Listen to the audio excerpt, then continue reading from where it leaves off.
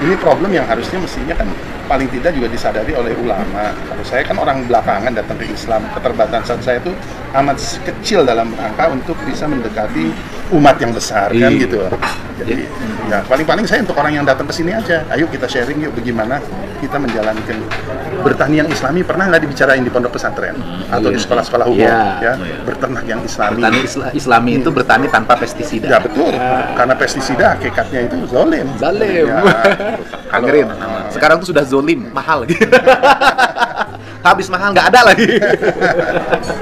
Iya, karena asal usulnya kalau kita urut kan semua adalah untuk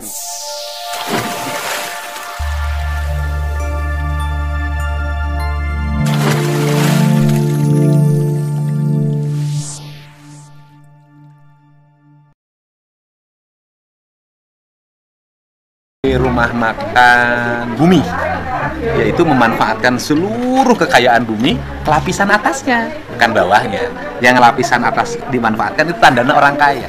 Tapi kalau lapisan bawah bumi sudah diambil, itu tandanya orang kere. Ya, nanti kita ngomong sama yang punyanya. Ini seorang Muslim yang asalnya hijrah, dan hijrahnya itu adalah kembali ke Islam, kembali ke alam semesta tanpa saling menyakiti, tanpa mengeksploitasi. Pasrah, sumrah, raga, jeung jiwa. Oke, kita mulai. Bapak asalnya mana? kalau saya tuh bapak saya orang Manado, ibu saya orang Inggris. Ya makanya saya bilang hidungnya beda, matanya beda, kulitnya beda. Cuman Bukan kalau- wong Jogja. Bapak namanya aslinya siapa? Saya Iskandar. Asalnya dulu waktu lahir. Enggak, saya namanya Iskandar Matindas Waworuntu. Ya, Waruntunya yang dari Bapak. Bapak. Jadi Iskandar ibu. Iskandar itu sebetulnya nama dari sahabat ayah saya waktu saya lahir. Oh. Kalau saya kisahnya dibuatnya di Inggris, lahirnya di Indonesia. Lahir di sini. Dapetin orang Jogja. Saya ngedapetin orang Bengkulu. Ini hijrah, ya kan, masuk Islam. Kemudian Islamnya sempurna. Ya, Kenapa? insyaallah. Karena Islam itu keselamatan, rahmatan lil alamin. Jadi membuat rumah makan, menekuni usaha yang menyelaraskan antara kebutuhan manusia dengan persediaan dari alam secara sempurna tanpa merusak. Itulah Islam. Tidak berlebihan, tidak melebihi batas.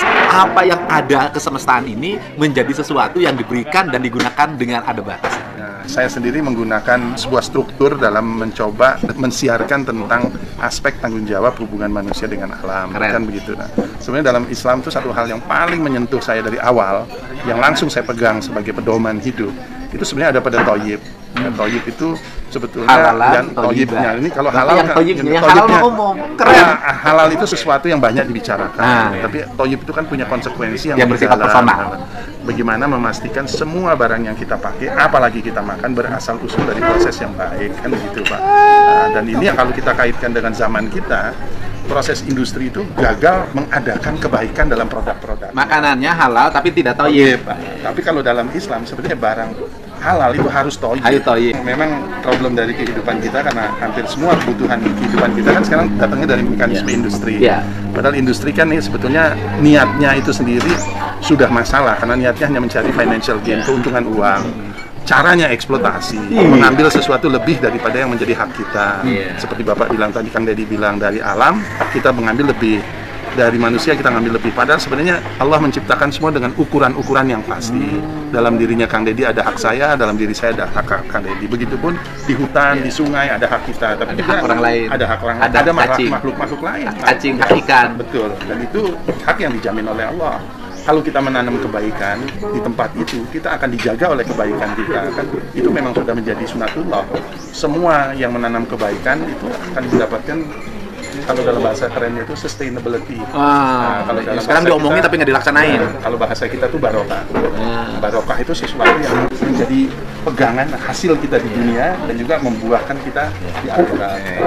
Berbalik. Ini Kiai Iskandar ini Kiai kesemestaan ini, keren. Ya insya Allah Pak, kita sama-sama berjuang karena memang sekarang boleh dibilang masalah umat ya, umat manusia dan umat Islam itu kan problemnya ignorance. Ignorance itu sebetulnya hilangnya kearifan dalam hidup. Kalau tentang kebodohan kan banyak yang keberatan. Jangan. Kan, ya. Kiraan kearifan aja. Hilangnya kearifan. Jadi bagaimana barang salah menjadi baik, barang baik menjadi salah. Itu kan karena tidak melihat sesuatu dengan arif, dengan basirah, dengan mata batin. Arif itu di sini. Ya, mata batin. Mata batin di hati katanya. Roso. Dan kalau bagi saya problem umat manusia dan umat Islam itu itu harus diselesaikan dari diri sendiri, terutama lewat input keseharian itu kan yang membentuk diri kita, membentuk tubuh kita, membentuk karakter kita, emosi kita, tatanan sosial, kekuatan beragama itu semua dari yang paling penting, yang paling penting duluan makanan. Sekali lagi Pak, kekuatan beragama itu yang paling utama adalah input makanan yang halal dan toyib. Semua penyakit itu awalnya di perut, termasuk sakitnya hati, sakit sosial itu ya di makanan awalnya, di perut kita semua. Dan sekarang hampir semua input kita kan tidak barokah kalau ini problem yang harusnya mestinya kan paling tidak juga disadari oleh ulama. Kalau saya kan orang belakangan datang ke Islam, keterbatasan saya itu amat kecil dalam rangka untuk bisa mendekati umat yang besar kan gitu. Jadi ya paling-paling saya untuk orang yang datang ke sini aja, ayo kita sharing yuk bagaimana kita menjalankan bertani yang Islami. Pernah nggak dibicarain di pondok pesantren atau di sekolah-sekolah umum berternak yang Islami. Bertani Islami itu bertani tanpa pestisida. Ya betul, karena pestisida hakikatnya itu zolim. Angerin. Sekarang tuh sudah zolim, mahal gitu. Habis mahal nggak ada lagi. Iya, karena asal usulnya kalau kita urut kan semua adalah untuk mencari uang. Dan ini yang problem dari uang itu kan pendekatan finansial menyebabkan kita mau nggak mau harus berlebih. Eksploitasi itu, dan bahkan eksploitasi sudah dianggap sebagai sesuatu cara yang boleh dan disarankan, bahkan kita belajar di sekolah supaya bisa mengeksploitasi dengan baik kan begitu. Nah itu kan udah salah kaprah Pak kalau dipikir-pikir. Ini kan prinsip-prinsip dasar seperti ini itu ada di ajaran-ajaran leluhur. Betul. Yaitu hidup tidak boleh melakukan kerusakan pada alam, hidup harus bersama alam. Kita yang eksploitasi tiap hari, sekolahnya tinggi-tinggi, nggak punya cadangan lah. Ya, cadangan kita hutang. Secara finansial kan kita dijadikan bangsa yang berhutang, umat yang bisa hidup karena hutang kan begitu, dan itu jebakan. Kiai Iskandar ini inspiratif. Saya mah seneng pisan lah. Dedi pisan ya teh Sunda pisan. Jadi hidup yang kayak gini, hidup yang nyaman, apa yang dicari? Saya pun sebenarnya bikin warung ini, saya nggak mau bilang restoran karena restoran kayaknya terlalu serem kata-katanya ya. Warung. Atau apalagi kafe, bagi saya warung ini. Warung Bumi Langit itu namanya. Warung Bumi karena kebetulan kalau Bumi Langit itu yayasannya. Oh, warungnya Warung Bumi. Nah, Warung Bumi kebetulan nama istri saya juga Mila. Nah, Darmila. Jadi ya udah warungnya Bumi. Warungnya Bumi lah. Ya kan warung bumi karena mengelola sesuatu yang berasal dari bumi. Tapi di permukaan yang diambilnya bukan yang di bawah. Orang kaya itu cuma di permukaan ambilnya. Setiap orang yang melakukan sesuatu yang baik, insya Allah akan didatangi dan karena kerinduan dari orang-orang pada kebaikan itu kan sesuatu yang fitrah. Niat itu penting, tetapi lebih penting adalah ilmu dalam mewujudkan niat. Hampir semua orang pasti berniat baik, tapi karena nggak punya ilmu kan, akhirnya niat kita kan muspro, kalau orang Jawa bilang sia-sia. Iya. Karena kebaikan itu tidak kita wujudkan. Lain kalau niat jelek, nggak diwujudkan dapat pahala kan begitu.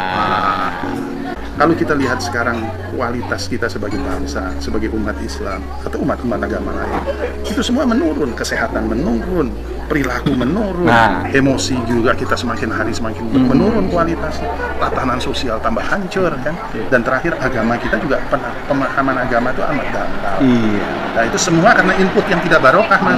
Iya, ingat loh kalimatnya cerdas. Jadi intinya beragama, berbangsa, berkebudayaan adalah satu kesatuan menunggal, yaitu menitipkan diri pada alam, tidak merusak alam, dan tidak melakukan intervensi berdasarkan kepentingan hawa nafsu yang tujuannya keuntungan. Ketemu sama Pak Kiai Iskandar, nama tangannya lupa.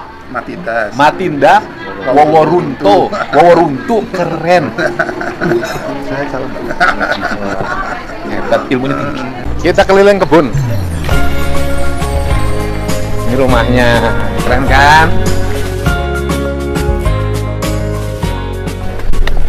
Ini tanamannya ya. Sorghum ini. Ini enggak, tidak monokultur, ini campur-campur Pak ya. Campur. Sama ya. Tandanya sunahnya itu ya beragam. Ini apa nih? Ini kalau orang sini bilang kayuman. Ini pohonnya banyak sekali di kota-kota, jadi pohon hias.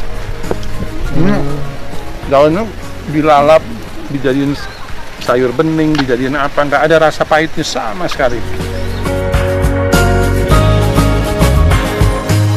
Ya, ini biogas, tapi di sini tuh baku biogasnya apa sih? dari sapi sama dari manusia. Ada di atas. Nah, nanti kita lewat sapi. Tapi di sini juga air limbah rumah tangga, Masuk sini air semua. dapur itu nggak ke sini. Ini ada saring-saring filter. Ini yang nanti di musim kemarau kita pakai untuk mengairi kebun. Kalau di sini lumpurnya ini nanti dipakai untuk makanan cacing.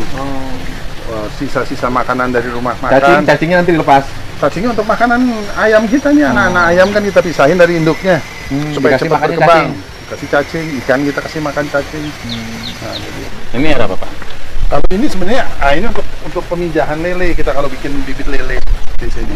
Nah, jadi apa anak lele kita taruh di sini sebelum kita bawa ke kolam. Bapak harus dapat Kalpataru. Ya nggak juga lah. Dalam pandangan saya harus dapat yang Kalpataru itu bukan harus orang-orang yang seperti Bapak. Gitu, Pak. Nah, ini dia. Orang sudah bilang dulu iles, Giles. Nah, tangkal orai. Orang bilang porang ya? orang. Kalau suwak kalau orang Jawa. Orang Jawa. Dimanfaatinnya apa di Jepang? Di Apa? tepung. Kosmetik, Oh, tepung, Tepung apa ya. gitu, Pak, ya? Jadi macam-macam sih produk ini. Sebuah tatanan yang baik itu sebuah hutan yang tiap hari ada yang diberikan surplusnya ke kita. Oh, Dan iya. kita nggak duga gitu. Bisa aja mah hari ini sirsak yang matang, besoknya pepaya. Ya, besok begitu. ini, besok ini. Besok ada ini Ada, jamur. ya jamur. Main. Indonesia ini kekuatannya ini loh. Kalau kita dulu semua orang pembangunan berpikir begini, kita udah mamur. Wah, woi.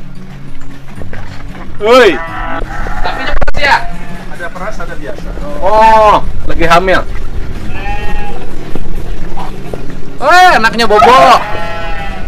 Anaknya lagi bobo. Ini bangunannya bagus Pak. Oh iya, keren banget. Bangunan Bali ini sebenarnya aslinya. Lumbung kalau Keren. sana di apa? Ini sudah keliling kebun Bapak 3,5 hektar. Tapi kita keliling ya 1 hektar.